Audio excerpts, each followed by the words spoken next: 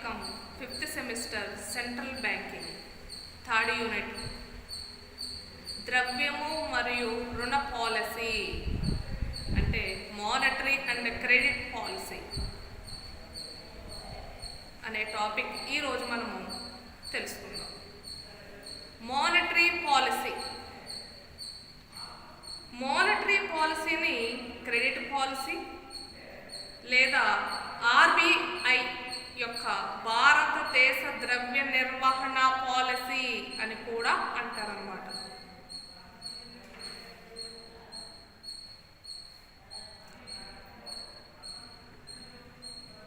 ఇది ద్రవ్యము యొక్క డిమాండు మరియు సప్లైకి సంబంధించినది. ఆర్థిక అభివృద్ధికి కేంద్ర బ్యాంకు ఏ విధముగా ద్రవ్యత్వాన్ని నిర్వహిస్తుంది అనేది మానిటరీ పాలసీ యొక్క అర్థం.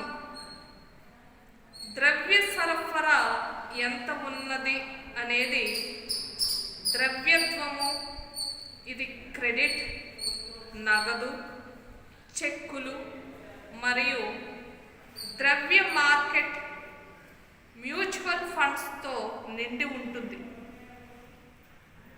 వీటన్నింటిలోని ముఖ్యమైనది క్రెడిట్. క్రెడిట్ అనగా రుణాలు, బాండ్లు మరియు తాకట్టు అని మనం చెప్పుకోవచ్చు. మానిటరీ పాలసీ గురించి ఒక నిర్వచనము తెలుసుకుందాం. మానిటరీ పాలసీ లేదా ద్రవ్య విధానానికి అనేక మంది ఆర్థికవేత్తలు అనేక రకాలుగా నిర్వచించినారు. మనం దానిలో ప్రొఫెసర్ హరి జాన్సన్ నిర్వచనము తెలుసుకుందాం. సాధారణ ఆర్థిక పాలసీ యొక్క లక్ష్యాలను సాధించుట కొరకు కేంద్ర బ్యాంక్ ద్రవ్య సరఫరాను నియంత్రించుటకు ఉపయోగించు సాధనమే మానిటరీ పాలసీ అని ఈయన తన అభిప్రాయాన్ని ఈ నిర్వచనం ద్వారా తెలియజేశారన్నమాట. కొన్ని ప్రత్యేక లక్ష్యములు సాధించుట కొరకు దేశములో నగదు సరఫరా, వ్యయము లభ్యత మొదలైన అంశాలతో మానిటరీ పాలసీ ముడిపడి ఉన్నది.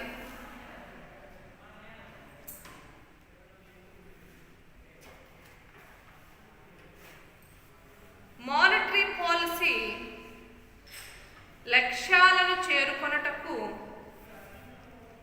ఆ దేశ కేంద్ర బ్యాంక్ నగదు సరఫరాపై నియంత్రణను ఉంచుతుంది.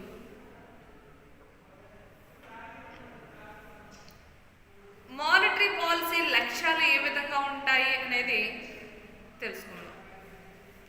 భారతదేశంలోని మానిటరీ పాలసీ యొక్క లక్ష్యాలు దేశ పంచవర్ష ప్రణాళిక లక్ష్యాలను పోలి ఉంటాయి. భారతదేశమునందలి ప్రణాళికల లక్ష్యము అభివృద్ధి, నిలకడ మరియు సామాజిక న్యాయము కలిగి ఉంటుంది. అవేంటి లక్ష్యాలనేది తెలుసుకుందాం. మొదటిది సంపూర్ణ ఉద్యోగిత. సంపూర్ణ ఉద్యోగిత అనేది మానిటరీ పాలసీ యొక్క మొట్టమొదటి లక్ష్యం. నిరుద్యోగత అనున్నది శక్తి సామర్థ్యాలు నిరుపయోగము అగుట వలన సమాజంలో సామాజిక స్థిరత్వము మరియు ఆత్మగౌరవం నష్టపోవలసి ఉంటుంది. కనుక పూర్తి ఉద్యోగిత అనేది అత్యంత ముఖ్యమైన లక్ష్యం కింద చెప్పుకోవచ్చు. నెక్స్ట్, ధర స్థిరత్వము. ధరల స్థిరత్వము అనున్నది పాలసీ లక్ష్యాలలో ఒకటి. ధరల్లో మార్పులు దేశంలో అనిశ్చయత మరియు పరిస్థితులను కలుగజేస్తాయి. కనుక ధరల స్థిరత్వము కూడా ఒక ముఖ్యమైన లక్ష్యము అని అనేక మంది ఆర్థికవేత్తలు మరియు సామాన్యులు కూడా ఈ పాలసీ పట్ల అనుకూలత కనబరుస్తారు. నెక్స్ట్, థర్డ్ వన్, ఆర్థిక వృద్ధి. ఆర్థిక వృద్ధి ఈ మధ్య కాలంలోని మానిటరీ పాలసీ యొక్క ముఖ్యమైన లక్ష్యాలలో వేగవంతమైన దేశ ఆర్థిక అభివృద్ధి కూడా ఒక్కటిగా ఉంటుంది. ఆర్థిక అభివృద్ధి దీర్ఘకాలిక వ్యవధిలో దేశ తలసరి ఆదాయాన్ని పెంచడానికి ఉపయోగించు ప్రక్రియనే ఆర్థిక అభివృద్ధిగా నిర్వహించవచ్చును.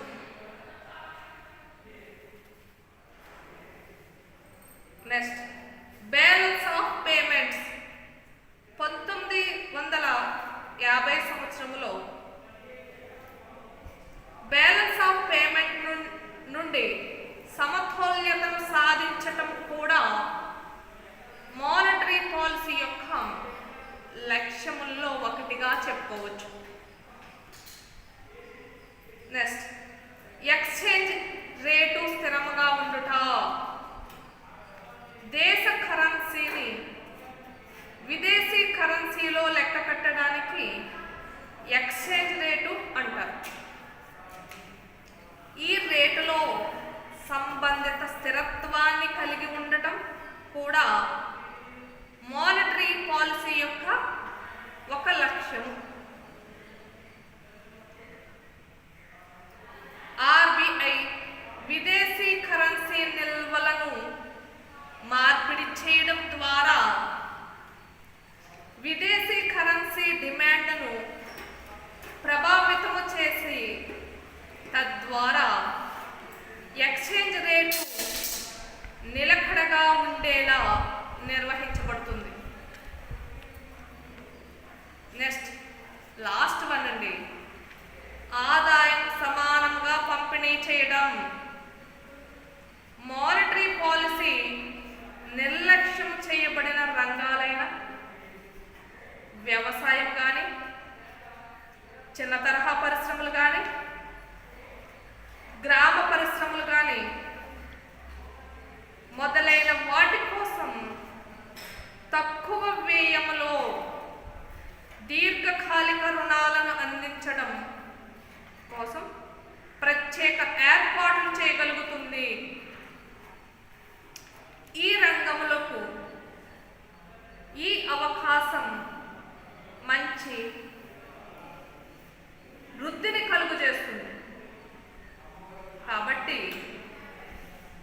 ఈ మధ్య కాలంలో సమాజంలో వివిధ వర్గాల మధ్య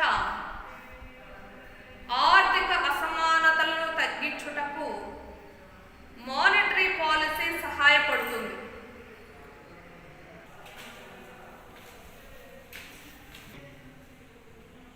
మానిటరీ పాలసీ సాధనాల గురించి తెలుసుకుందాం. ఇవి 2 రకాలు. అవి పరిమాణాత్మక సాధారణ లేదా పరోక్ష సాధనాలు, 2 తులనాత్మక ఎంచుకున్న లేదా ప్రత్యక్ష సాధనాలు. దానిలో ఫస్ట్ వన్ చూద్దామండి, బ్యాంక్ రేట్ పాలసీ.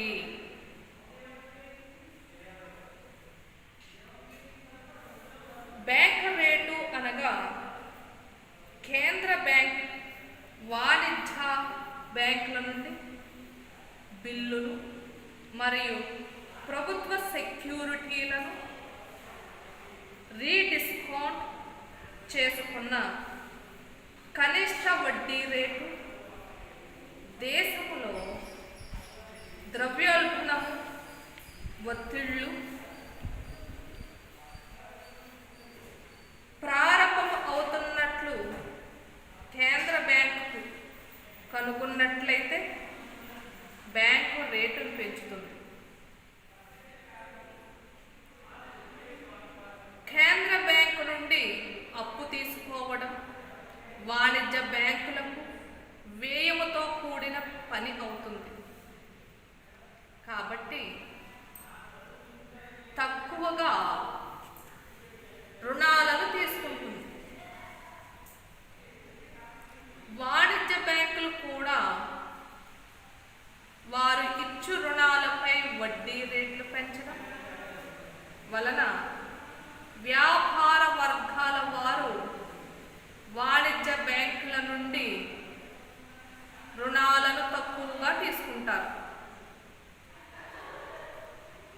క్రెడిట్లో కలిగిన సంకోచము వలన ధరలు కూడా మరింత పెరగకుండా నియంత్రించబడతాయి. దీనికి వ్యతిరేకంగా ధరలు తగ్గినప్పుడు కేంద్ర బ్యాంకు రేటును తగ్గిస్తుంది. వాణిజ్య బ్యాంకులకు కేంద్ర బ్యాంకు నుండి రుణాలు తీసుకోవడం తక్కువ ఖర్చుతో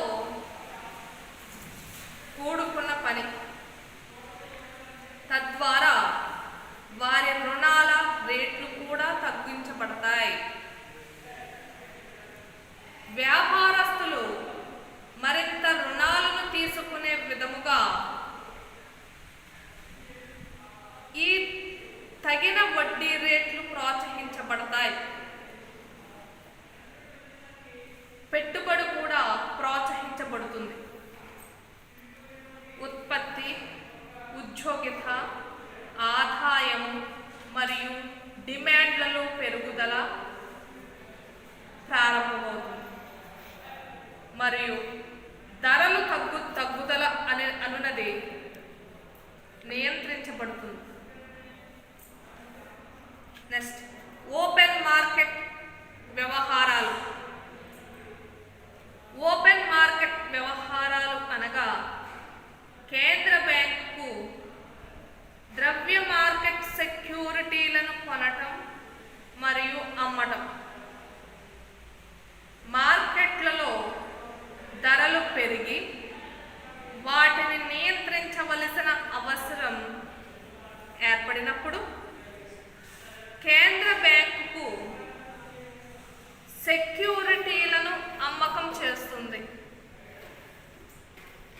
వాణిజ్య బ్యాంకుల వద్దనున్న రిజర్వులు తగ్గిపోయి వారి వ్యాపార వర్గాలు వారికి ఎక్కువగా రుణాలు ఇచ్చే అవకాశాలు తగ్గిపోతాయి. మరింత పెట్టుబడి అవకాశాలు తగ్గించబడతాయి మరియు ధరల పెరుగుదలను కూడా నియంత్రించబడుతుంది. ఇందుకు బదులుగా ఆర్థిక వ్యవస్థలో కేంద్ర బ్యాంక్ సెక్యూరిటీలు కొనుగోలు చేస్తుంది. అప్పుడు వాణిజ్య బ్యాంకుల వద్దనున్న నిల్వలు పెరిగి ఎక్కువ రుణాలు ఇవ్వగలుగుతాయి. పెట్టుబడి, ఉత్పత్తి, ఉద్యోగిత, ఆదాయము మరియు డిమాండ్ పెరిగి ధరల తగ్గుదల అనేది నియంత్రించబడుతుంది. నెక్స్ట్ వన్, రిజర్వు నిష్పత్తిలో మార్పు. ప్రతి బ్యాంకు చట్ట ప్రకారం వారి మొత్తం డిపాజిట్లలో కొంత శాతం రిజర్వ్ ఫండ్గా మరియు నిర్ణీత శాతం కేంద్ర బ్యాంకుకు వద్ద రిజర్వుగా ఉంచవలసి ఉంటుంది. ధరలు పెరిగినప్పుడు కేంద్ర బ్యాంక్ ఈ రిజర్వ్ నిష్పత్తిని పెంచుతుంది మరియు బ్యాంకులకు అప్పుడే కేంద్ర బ్యాంకుల వద్ద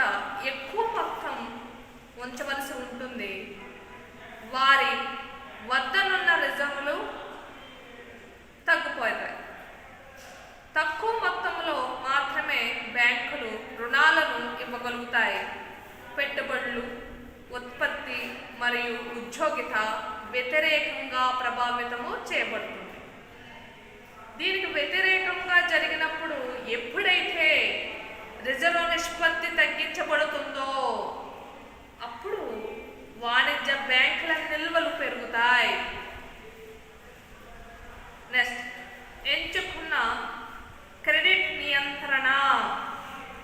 ప్రత్యేక ఉద్దేశాల కొరకు ఇవ్వబడిన వివిధ రకాల క్రెడిట్లను ఈ ఎంచుకున్న క్రెడిట్ నియంత్రణలు ప్రభావితం చేస్తాయి. దేశంలో వ్యవహారాలను నియంత్రించడానికి మార్జిన్ అవసరాలను మార్పుగొలుపుతాయి. ప్రత్యేక రంగాలకి నిర్దిష్టమైన వస్తువులు మరియు ధరల పెరుగుదల ప్రారంభమైనప్పుడు కేంద్ర బ్యాంక్ మార్జిన్ అవసరాలను పెంచుతుంది. దీనికి ఫలితంగా రుణగ్రస్తులకు ప్రత్యేక సెక్యూరిటీలపై తక్కువ నగదును రుణాలను ఇవ్వగలుగుతుంది. మనము ఈరోజు ఆన్లైన్ క్లాస్లో ద్రవ్యము మరియు రుణ పాలసీ గురించి తెలుసుకున్నామండి.